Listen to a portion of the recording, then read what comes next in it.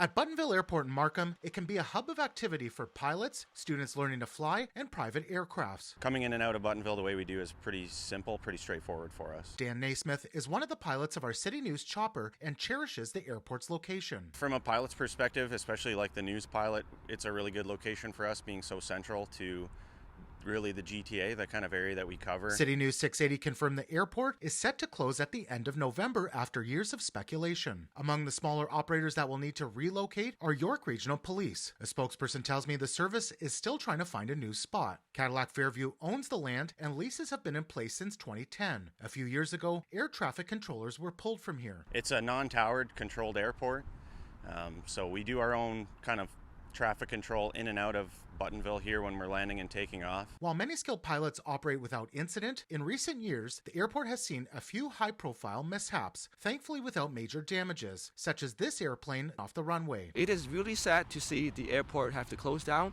but as a city councillor, I've been hearing from residents, it is time. Councillor Rich Lau learned to fly planes at Buttonville, but concerns about safety and traffic have meant many calls to his office. So many residents on Ward 2 Markham and also our neighbors, Richmond Hill, are so worried about aircraft doing emergency landing at their homes, not just on the highways. Here on 7th Concession, there's farmland as far as the eye can see.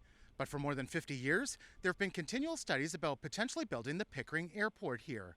So news of the closure at Buttonville is raising concerns in this community. In Facebook groups, there have been questions about what this would mean for Pickering, but one of the main groups fighting a potential airport says they're not worried yet. That's the one thing I think everybody agrees on, no matter what side of this you're on, is let's end this. It's been over half a century. Land Over Landing's chair Mary Delaney calling for a decision on the federal lands for the airport to be made once and for all to avoid ongoing questions, instead pushing for certainly you like to see the farmland protected better than it has been, protected in perpetuity within the park, but not necessarily farmed the same way. Work some magic with these lands and turn them into something incredible, a real food basket and food hub for the GTA. And when it comes to the airport site in Markham, this suggestion. Let's get some affordable housing on this brownfield site. Back outside Buttonville, Lau says he's waiting for Cadillac Fairview to file their development application. CityNews tried asking for details, but didn't receive a response by airtime. Regardless of what happens,